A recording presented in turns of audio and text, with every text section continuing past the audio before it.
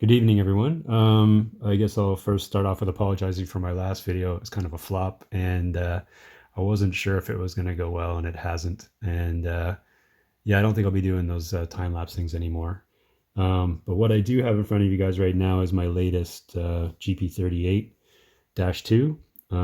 Started life as a GP38 CP rail, and it's obviously different than that now. And while I had it apart, I figured I would show you what's going on inside this thing, in case anybody's curious. So I'll start with I guess the chassis here. What I'm going to do is, I haven't put any of this in yet, but I've got a Scale sound system speaker. This is like uh, one of his just general sizes, and you kind of mill the chassis to fit it.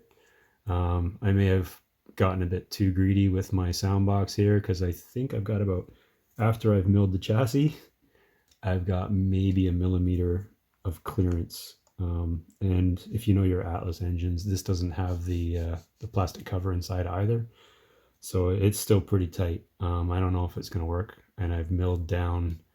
As you can see, I've milled as much as I want to. I don't want to go any more, and I even had to like sand away the top of the bottom of the speaker housing to clear the flywheel here. So it's pretty tight in here. Anyway, I think it's going to work. Fits nicely in there now. Obviously, you're going to use a decoder buddy here, and I'll have to get a decoder. I don't have one yet. But a couple things I wanted to point out inside the chassis here. I've put a piece of styrene against the metal here in case any loose wires on the edge of the decoder buddy make contact with it. I don't know if anything slips or moves or whatever. At least they're making contact with plastic, and hopefully won't fry the motherboard and the decoder. As my base here, as you can see, it's a credit card. Cut it to fit the size of the board and just clip it in. Atlas has these little clips here, so that's just preventing things from getting stuck in the flywheels and the motor. And it's nice and firm plastic actually, so it does a good job. Okay, so that's the chassis I wanted to show you. I didn't mill anything in the front, just the back. I'll go into the cab, I guess. So cab, this guy has front and rear flashing beacons, mostly assigned to yard duty, I'm assuming.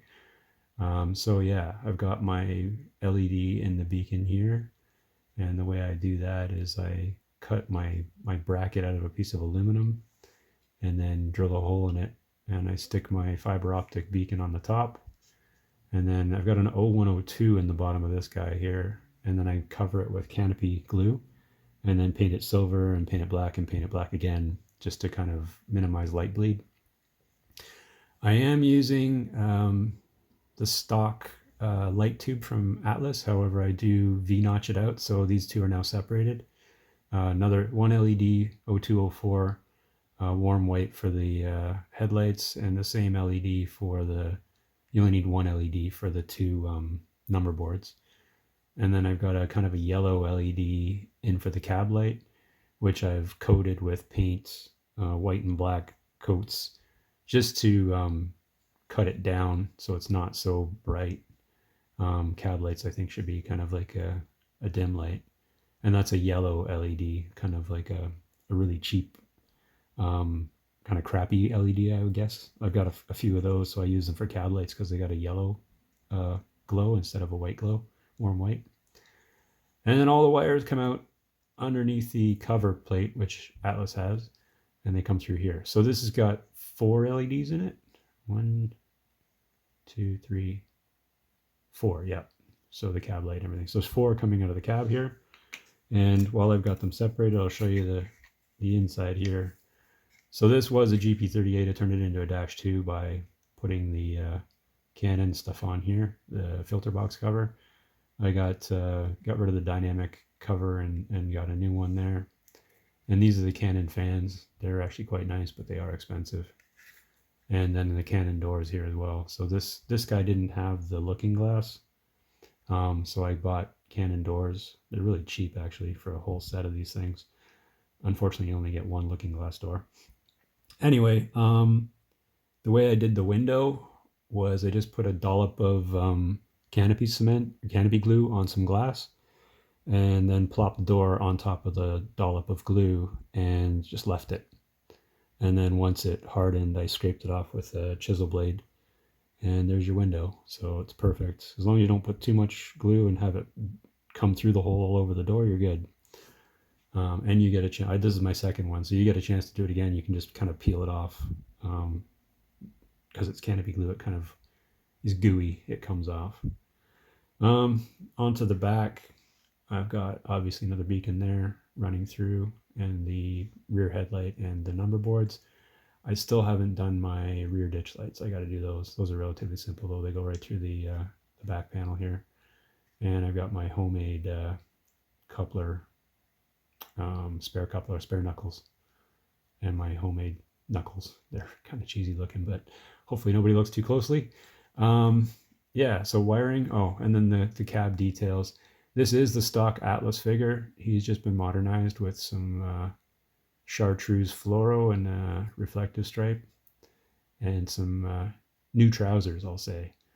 And then I detailed the control panel there and just painted everything green. So he's coming along. There's the ditch lights there. So I built those housings. The ditch lights, I can't remember which ones they were. Anyway, they're the common ones I always use. And they just run through the panel there down. And then all the wiring's in here. So I glued the wiring to the floor here and at the back as well. So that's the internals. And then obviously all these wires hanging in here got to be soldered to the board. And then it should be good to go. It's just a matter of weathering it. Anyway, I've got this door propped open. I don't want it closed, just for a bit of interest. But that's my my new GP38-2. So that'll be coming up sometime soon. Take care, everyone. Hopefully this video is better than the last.